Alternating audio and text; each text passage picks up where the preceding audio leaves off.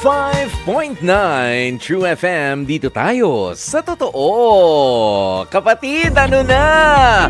Huling araw ng 2024.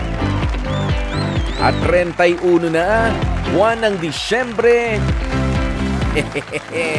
Paggising natin bukas, kung matutulog, 2025 na. Ay, nako. Pagkabilis ng mga pangyayari. Nandito na naman tayo sasalubong sa isang panibagong taon at sana nga po ang ating pagsalubong ay maging ligtas at syempre maging masaya at maligaya. Lalong-lalo na kapiling ang ating mga pamilya. Yan. Ang ating mga kaibigan. Ang mga true na kaibigan, ayan. At syempre, lalong-lalo na, sa mga hindi nga natin kilala, pero lagi namang mga nakasuporta. Ayan, wag po natin kalilimutan na pasalamatan ang mga taong ito. Kaya naman, halika na. Meron ba kayong mga pabate? Sige, babatiin muna natin yan sa mga kapatid po natin. Pero bago tayo mag-umpisa, dahil baka kapusin na naman tayo sa oras. Eto na muna. Bibigyan ko na muna ng espesyal na pasasalamat. Of course, dahil tapos na naman natin ang isang buong taon. Kapag narinig nyo ko ng alas 12 ng tanghali, alam nyo hindi naman si Kuya Poy lang ang nagtatrabaho ng lahat dito 'Di ba? Hindi naman si Kuya Poy lang ang kumakausap at sa mga sa mga callers natin. At doon sa mga sumusulat din sa atin, hindi naman ako ang nagko-coordinate sa lahat ng 'yan. Marami po tayong mga nakakasama, nakakatuwang. Kaya naman, nako, maraming salamat muna. Nakaisang taon na tayo. Sana sa susunod na taon ay lalo pang lumakas ang ating samahan sa ating masipag na researcher na si Rema Anwar. At syempre, ang humahalili sa kanya ngayon na si Rodel Makatangay. Thank you so very much. Ang ating mga masisipag at very, anong tawag mo rito? Mala DJ din, ang mga pindutan, ano? Ang mga music, ang mga sound effects. Ayan, narinig po ninyo yan mga kapatid, si Aaron Tolentino. At syempre, may pakabayo ka pa ngayon, Aaron Tolentino Guerrero. Leon de Guerrero yan. Ayan, at syempre si Sir Rome Ortigas. Silang dalawa lang. Ayokong pasalamatan si Ron Eugene Cruz. Wawa. Ayan, alam nyo, kawawa to si Ron. Lagi naming inaasar dito, pero very game naman yan. Maraming salamat po. At syempre sa ating mga eksperyensado na talaga na mga technical directors. Sina Direk Joey Perez. Ayan, si Direk Chic Mamaril. Si Madam Grace Toledo. Si Direk Nanding Bazarte. Ayan Nasaan ba si Direk Nanding? Parang hindi ko nakikita lately, ang ating mga program assistants. Isa lang naman to Si Nia Bugarin de Guzman lang naman wala nang iba. Bigla may tumayo. Nia Bugarin de Guzman, thank you. Wala nang iba, wala nang nakalimutan. At si Bea Rodriguez. Mahiya ka sa balat mo! Si Bea talaga, Sa pag-uumpisa ng taon na to, parang parang nanlalata. Ganyan. Pero ngayon, iba ang energy level. Ay, nako. Iba talaga kapag ka-in love. Ayan. Bea Rodriguez, maraming salamat. At syempre, ang masipag at tagasalo ng minsan kumukunot ang noo. Ang ating executive producer ng Heart to Heart na si Jeffrey Batlanggaw. Opo. Halos hindi na natutulog. Nakatulog ka pa ba, kapatid? Konti. Konti. Ayan, si Jeffrey Batlanggaw, dahil hindi lang naman din heart to heart ang kanyang hawak-hawak. At syempre, maraming salamat nga po sa ating mga sharers araw-araw sa ating live streaming. 'Diba? Ganoon yan eh. Pero sa ngayon, baka gusto mo nang sagutin. Ito pa ang isa naman naming tanong, ang love question of the day. Sa huling araw ng taon, ano nga ba ang gusto mong sabihin kay jowa? Meron ka bang gustong aminin? Meron ka bang gustong, alam mo na, idiin at ipaalala ulit sa kanya? Sa huling araw ng taon, anong gusto mong sabihin kay jowa? Wala na naman masabi kasi ala na naman jowa. Ayun lang. Di ba nga? At syempre bago nga tayo magpatuloy, maraming salamat din syempre sa ating mga bossing na in full support din naman sina Sir Raul de la Cruz. At syempre sina Sir Alvin Manyo, Ma'am Cherry Baile, diba? Sina Sir Ronald Padriga, si Ma'am Shelly Portugal. Shirley Portugal. Walang kopya yan, ha? At syempre, sino pa ba? Wala na, si Sir Atom, wag na yun. Sir Atom. Yung sa'yo. Happy New Year po sa inyo, no? Pero syempre, tuloy-tuloy ang mga bahagi ng ating programa at ngayon nga po ay Tuesday, huling araw ng 2024. Itutuloy natin ang HEART dahil alam nyo ba, kahit na magbabagong taon na, ay meron pa rin talaga mag-aaway ng dahil sa, sumusobra na naman kasi. Sobra na eh. Oo, lagi na lang nahihimas yung manok eh. Si Mrs. hindi na yata eh. Kaya naman HEART, yan na nga po ang ating isusunod dahil sa sobrang pagka-addict daw talaga sa sabong. Itong si Adan, halos maunahan pa raw ang tilaok ng manok sa sabungan. Nako, wala pa yung bantay ng sabungan ha. Nandun na, nakaabang. Paano ba naman, 3:00 pa lang daw na madaling araw, ay nako, nakapwesto na, nasa sugalan na raw ang mister ni Dali.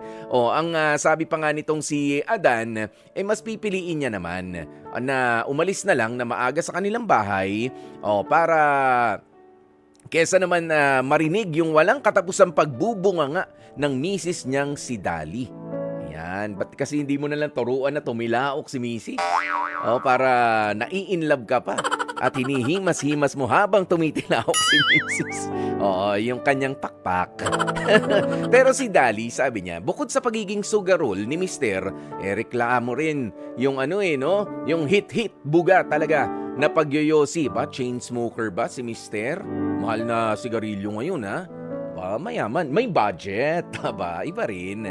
Ayan, kaya naman sa ngayon, kausapin na nga muna natin at bigyan linaw itong HEART segment natin mula sa Morong Rizal. Si Dali, 33 years old. Magandang tanghali sa'yo, Dali. Dalian mo. Dali. Hello? Hello? Ayan. Dali. So, magandang tanghali, Kuya Poy. Taga dyan ka talaga sa Morong? Sa Lagundi.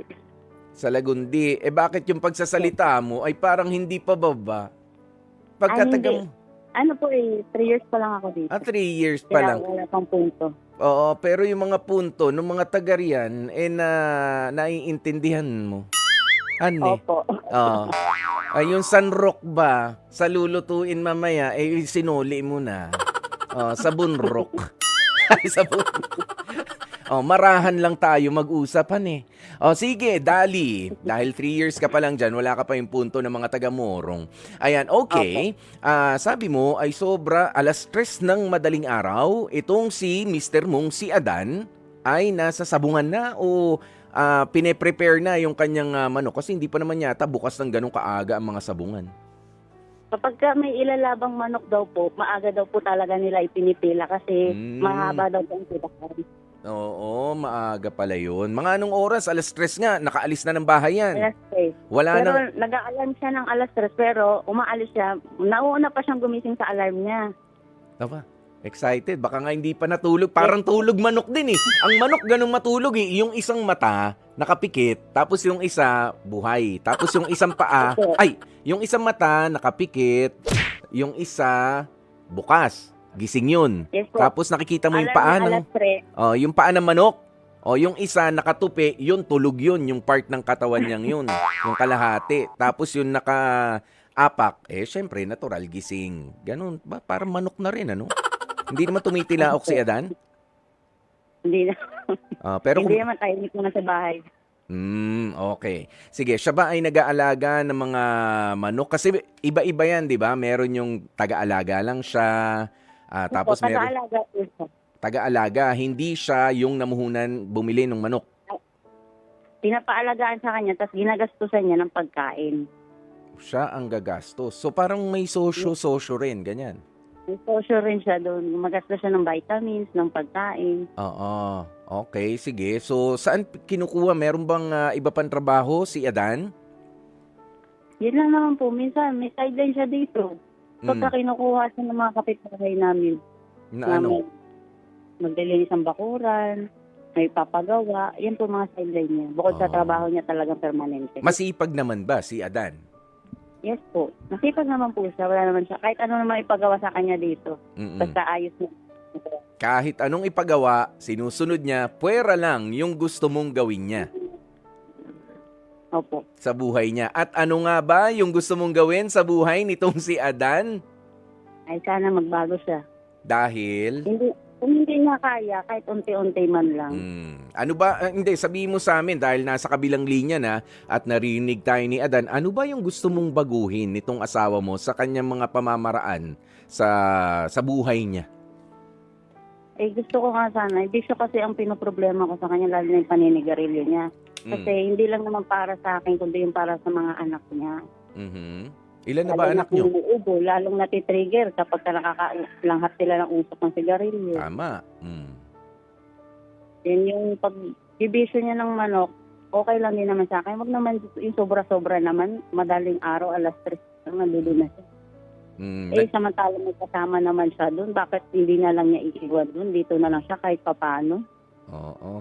Ayan, meron yata kasi yung mga mabibigat yung kamay. Pagka hinawakan yung manok, nasasayang, parang napipilayan, ganyan. Baka gusto lang alamin ni Adan at siguraduhin na maayos yung pagkakahawak doon sa manok. Pinaghirapan niya yun, pinalusog niya, pinalakas niya yun, tinraining niya yun, pinatapang pa, nagyoyosi O yung iba raw, pinapatapang yung manok, binubugahan ng ng usok ng sigarilyo. Tanong natin si Adan. Total, nasa kabilang linya na Ayan, si Adan naman, ito po ay 37 years old na. Adan, magandang tanghali sa'yo, pare.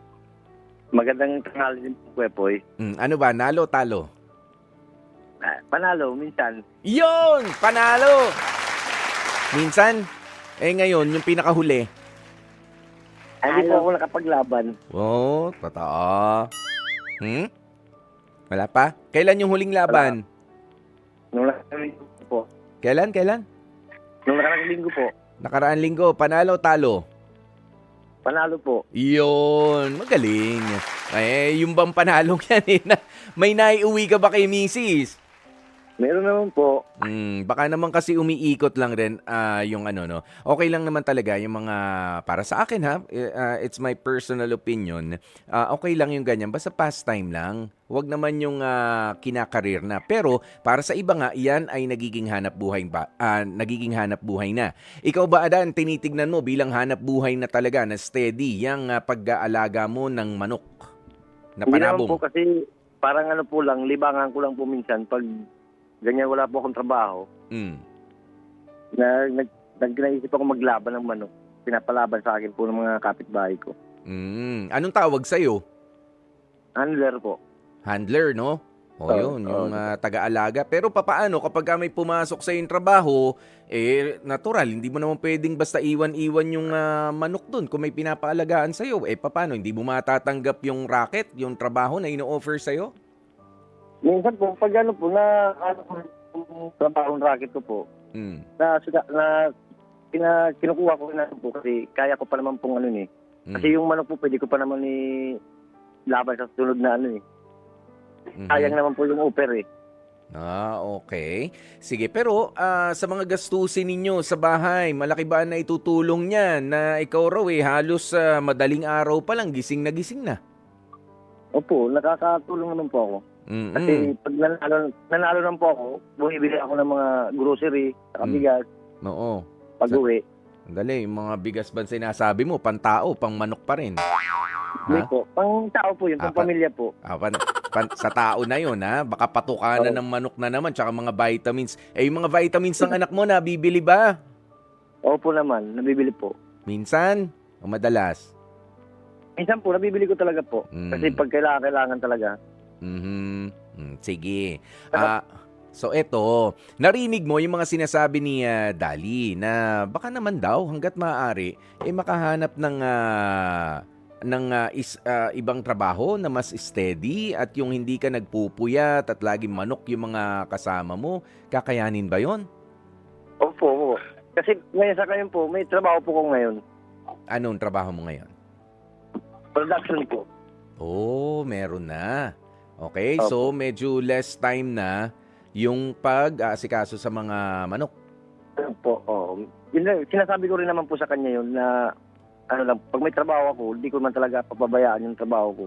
Saka yung pagmamanok, nandiyan na lang naman po yun eh. Pwede namang yun eh. Ano? Pwedeng ano? Pwede naman pong iwan muna yan eh. Pwedeng iwan, buhay yun. Baka humina yung baka kulangin sa exercise, di ba? Hindi pwede Hindi po, basta. pag alam ko may busy naman po ako sa trabaho, hindi muna po ako nagtatanggap ng kondisyon ng manok. Tama. Okay. Sige. Meron pang isang problema raw sa'yo. Malakas ka raw manigarilyo. Po, yun ang hindi ko po maiwas-iwasan manigarilyo. Magkano na isang stick ng sigarilyo mo? 9 pesos po. Mahal. Nakailang stick ka sa isang araw? Ang ko po sa akin, mga kalahati. Isang araw. Kalahating stick, kalahating kaha. Natural, kalahating kaha yan. Ibig sabihin, 10 piraso. Opo. Di 90 pesos na yun. Diba? 90 pesos na yan. Kung tutuusin talaga natin na maigi. Alam mo kasi, hindi naman ako magmamalinis. Dati rin ako nanigarilyo. Pero, hindi pa ganyang kamahal. Nung nagmahal na, salamat na lang din sa mga nangyari sa buhay ko, tinigilan ko na, tinalikuran ko na yung pag-yoyosi na yan. Alam mo, kung makikita mo, si Kuya Poy ngayon, mas fresh ako. Baka gusto mo rin maging fresh. Ang itsurahan mo, Adan, mas nakakalusog pala ng skin yan at mas babango ka. Pero kasi ang problema nitong si Dali, nagkakasakit-sakit daw yung mga anak ninyo. Kung gusto mong malaman talaga, mag-usap kayo. Dali, kausapin mo na si Adan. Rekta na to. Hello. Hello. New Year na. Sana magbago ka na rin. Magbabago na ito. Sana magbago ka na rin. Huwag ka mag-alala. Kaya magbabago na ako. Kailan? Kailan? Sana maniwala ka sa akin, magbago na po ako. Hindi na ako maninigarilyo. O sige, Iwasan asahan mo namin yung- kasi yung mga anak mo rin eh. Minsan niloloko ka na lang. Imbis na 3 lang sila magkapatid. Sabi nila 4 daw sila kasi yung manok mo raw, anak mo na rin daw yun. May pangalan na ba yung manok? Kasi sila ako. Okay. Yung isa niyong kapatid, nangingitlog. Hayaan mo hindi na, magbabago na po ako. Hindi na ako mamanok. Nung mamanok man ako, pero hindi ko na yung laging magpupunta na sa bungan. Iwasan ko na kung kinakailangan para sa inyong mga bata. Saka ikaw. Baka dahil lang medyo sisingit lang ako. Siguraduhin mo lang, Adan, na hindi ka nga pupunta sa sabungan. Dapat sa mga tupadahan, hindi ka rin pupunta. Illegal yun. Ha? Opo. Baka ganyan naman diskarte mo, yung mga backyard sabong lang, mga tupada. Nako, Adan, ha? Hindi naman po. Hindi naman ko yan po eh. Pero pinapangako rin po sa kanya talaga. Sige, tinutulungan ko lang si Dali para alam niya. May mga ganun kasi, Dali. Yung nagkayayaan lang, tapos nandyan lang sa bakuran. Ayun na, nagtutupadan. Basta makikita mo yun pagka hindi mga pusa yung mga nakasampa sa bakod. Pagka mga tao, mga lalaki. Ibig sabihin may tupada roon. Ganun yan. Adan, yung paninigarilyo mo, alam mo maganda yung tanong ni Dali. Kailan ka raw titigil?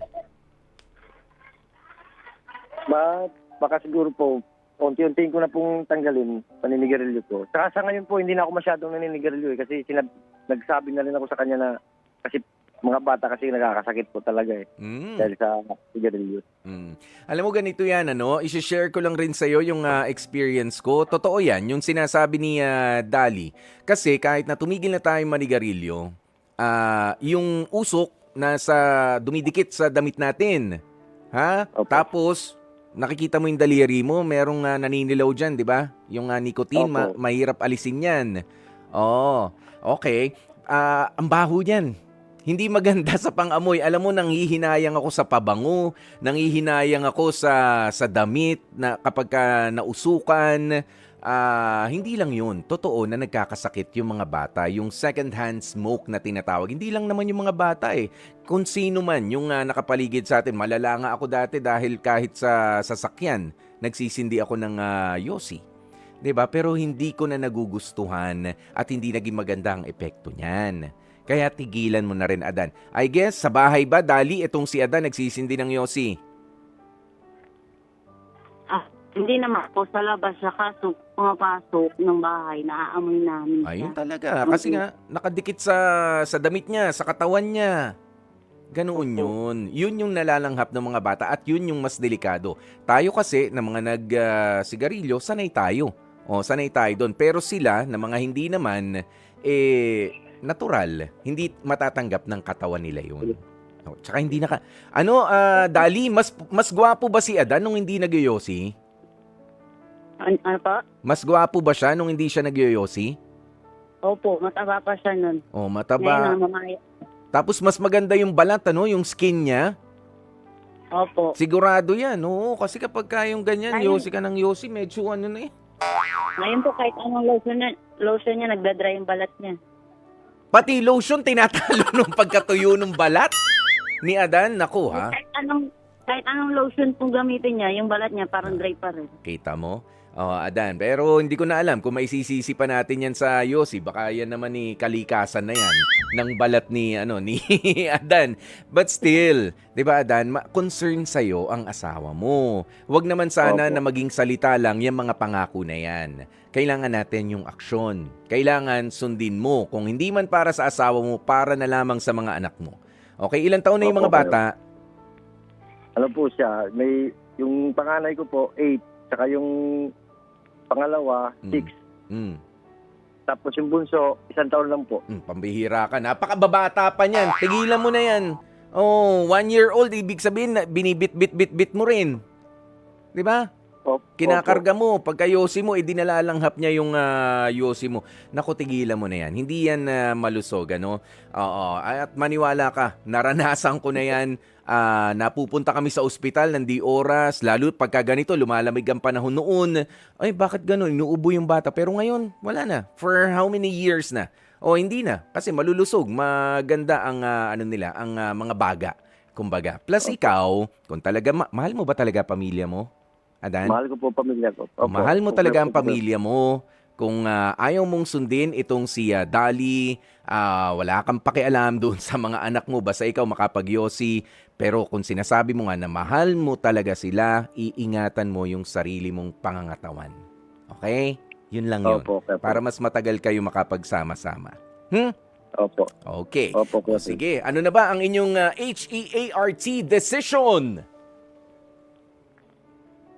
Sa akin, yes. Sa'yo, ano? Dali?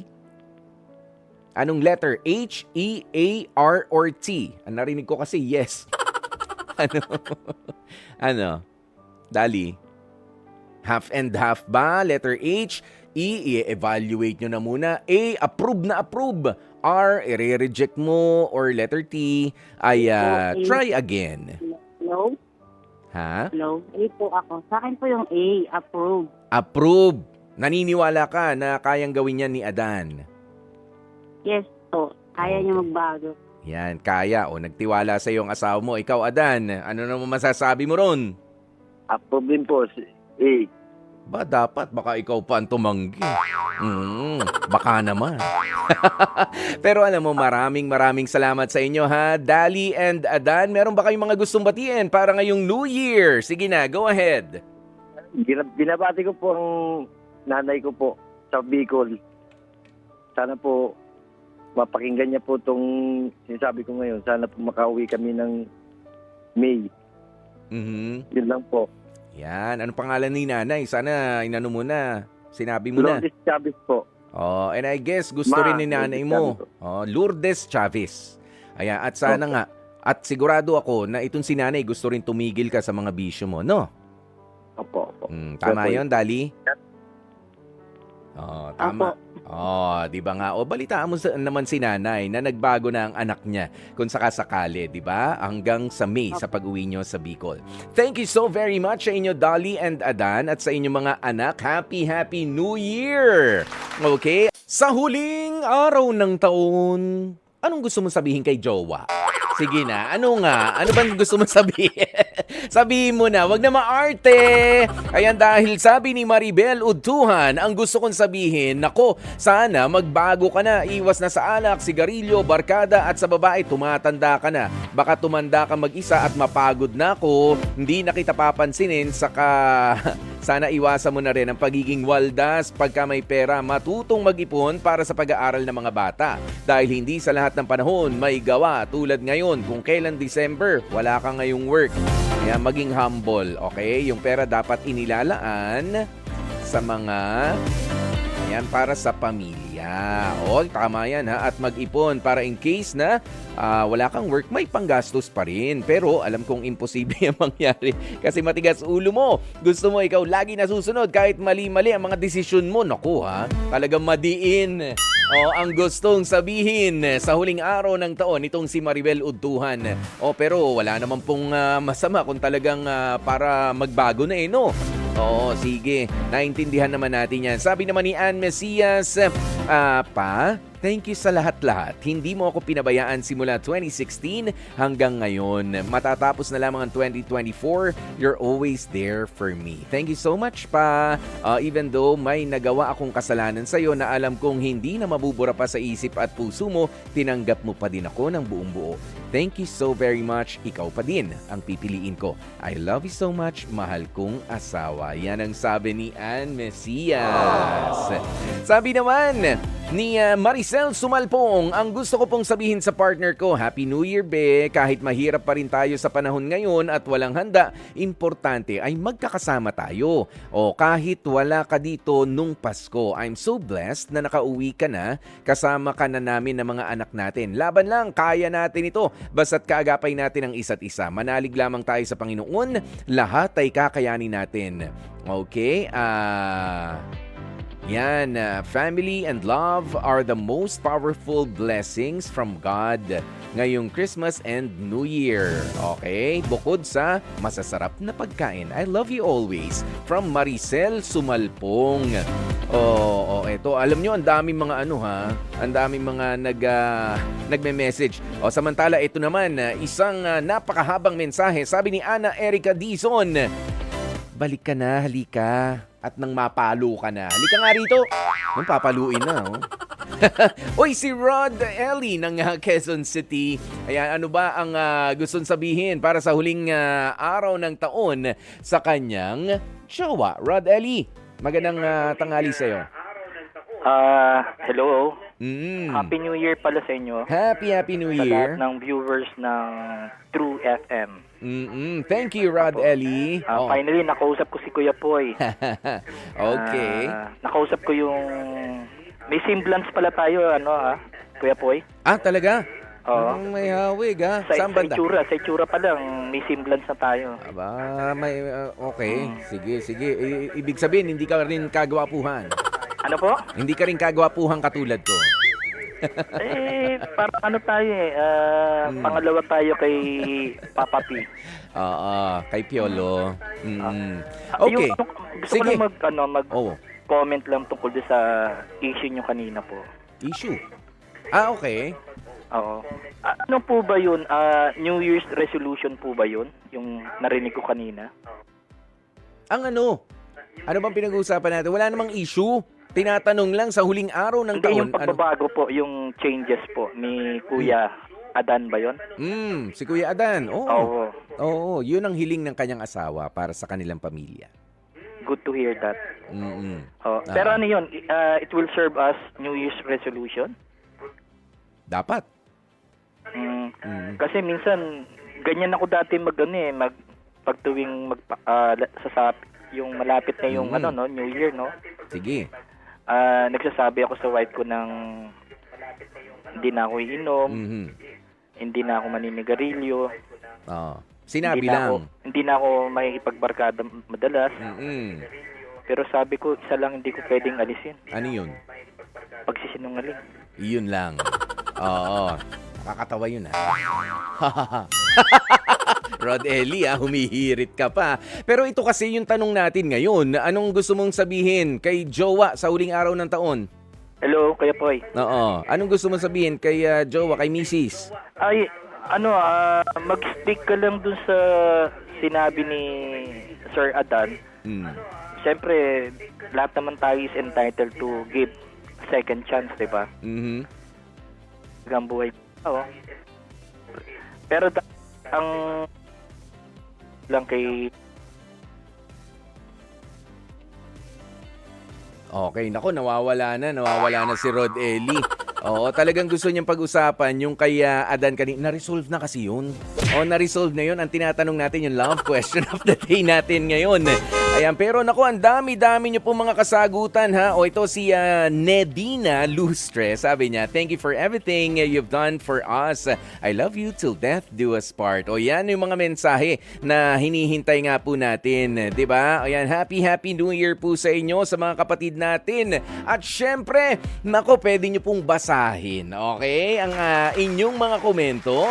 Okay, pwede niyo nga pong balik-balikan. Diba? Ang inyong mga advice din para sa isa't isa sa ating naging love question of the day sa huling araw ng taong ito.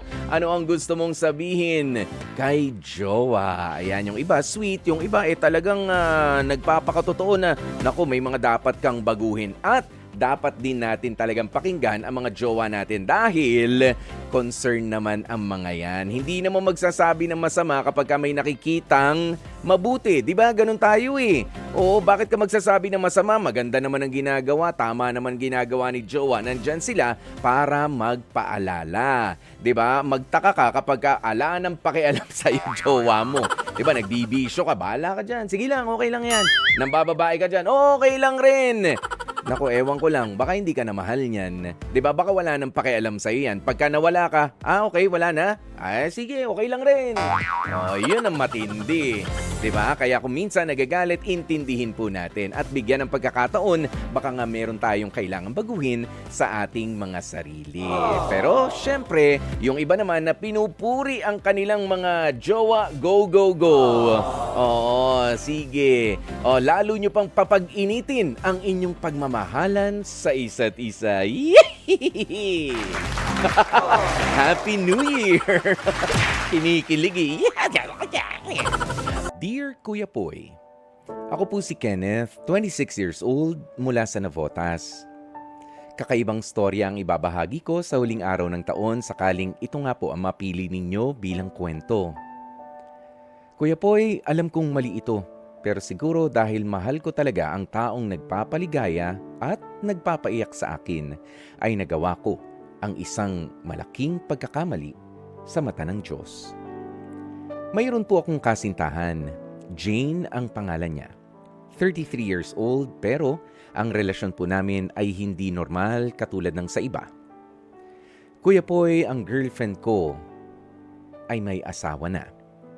At kahit mahirap para sa akin ay tinanggap ko po na ako ay isang lalaking kabit dahil sa sobrang pagmamahal ko sa kanya.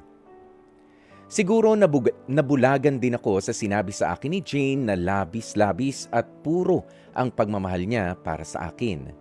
Idagdag pa na wala na itong nararamdaman pa para sa kanyang asawa. Aminado ako, sa unang mga buwan ng aming relasyon ni Jane ay napakasaya talaga. Ang pakiramdam kapag kami magkasama. Halos araw-araw ay nauubos ang oras namin ka-chat, sa tawagan o ano pa mang paraan ng komunikasyon kahit pa nga kasama niya ang kanyang mister. Bukod sa tawag at chat, Kuya Poy, once a week ay nagkikita kami ni Jane.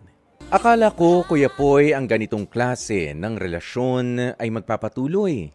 Para bang sa isang iglap ay nagbago ang lahat. Hindi na siya madalas na mag-chat sa akin, kumbaga ay tumamlay itong si Jane. Napawi naman ang pagkaalala kong yun dahil ang sabi naman niya ay tutok lamang daw siya sa kanilang negosyo. Kaya may mga pagkakataon na nawawalan daw siya ng oras para sa akin.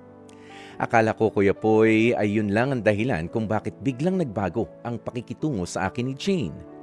Lumipas pa kasi ang mga linggo at mga buwan, imbis na maliwanagan, ay lalo pang parang lumabo ang relasyon naming dalawa. Gustuhin ko mang kausapin si Jane para maunawaan ko at kung bakit niya nga ito ginagawa sa akin, ay natatakot na ba ako na baka isipin niya na masyado na akong nagiging demanding. At sa takot ko rin na baka iwanan niya ako. Oo, aaminin ko na sa tuwing magkasama kami ni Jane ay ramdam kong mahal na mahal niya ako, Kuya Poy. Pero kasi, sa tuwing hindi ko na siya kasama, parang wala na ako sa buhay niya. Hirap na hirap tuloy ang kalooban ko. Mahal na mahal ko po si Jane. Kay Jane ko lang naramdaman ang ganitong klase ng pagmamahal at parang ikamamatay ko ang kanyang kawalan. Pero sa tuwing iniisip kong wala na akong silbi sa paningin at relasyon namin, ay lalo lamang akong nasasaktan. Sana po ay matulungan ninyo ako, Kuya Poy. Hanggang dito na lang. Lubos na gumagalang, Kenneth. Tulong na hinihintay mo, Kenneth, para maisalba ang inyong relasyon, wala kang aasahan sa akin. Pero tulong para magbago at talikuran mo na ang kahibangan nyong dalawa, sige, tutulungan ka namin. Sa totoo lang, sa ngayon, ipapaliwanag ko sa iyo, Kenneth, nagigil ka kasi nga hindi pa kayo nahuhuli. Okay? Malaking gulo yan kapag kayo ay nabisto at naiskandalo, lalong-lalo na may chance ka pang makulong. Hindi lang ikaw, parehas kayo. Naisip mo na ba yung mga bagay na ito? Kung hindi pa, ikaw na mismo ang manakot sa sarili mo, Kenneth. Ganyang kalala ang pwedeng mangyari sa iyo. Kasal si Jane sa kanyang asawa at pwedeng ganito ang mangyari sa inyo, no? Ganyan ang pahirap. Is it worth it? At ito pa, alam mo, mas masarap kasing mas masarap na gamitin ang isang bagay o halimbawa na lang ang isang sapatos na gustong-gusto mo. Ha? Dahil alam mong ikaw lang ang nag-e-enjoy. Ikaw, enjoy ka ba na nakikigamit ng pag-aari na ng iba? Nakikiimot ka lang na para bang wala kang karapatan o wala kang kakayanan na magkaroon ng sarili mo? Yung para sa iyo lang, exclusively. Okay? Yung pagmamahal na ganoon. O isa pa, hindi ligtas yung pakikigamit ng mga bagay na hiram lang sa ibang tao. O sabi ko kanina, sapatos, pwede ka magkaalipungan, nakakahawa yan. O kaya naman, kapag ka ikaw ang nagpagamit ng sapatos sa iba, delikado yan, baka masira pa. 'Di ba? Pero ito na nga, bagay pa lang ang pinag-uusapan natin, delikado na. Lalo na kapag ka tao ang pag-uusapan natin. Lalong dumadami, lalong dumudumi. Lalong dumadami gumagamit, lalong dumudumi. Hindi mo siya mahal, thrilling lang. You're just in for the thrill. Yan ang ipaliliwanag ko sa iyo, Kenneth.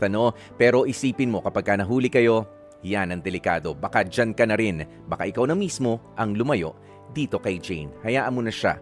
Nagawa na at nangyari na ang hindi dapat mangyari, ihingi mo na ng tawad yan, magbago ka na, maghanap ka ng espesyal na babae na makakarelasyon, na mamahalin mo ng buong buo at ikaw rin ay mamahalin ng pabalik ng walang pagtatago.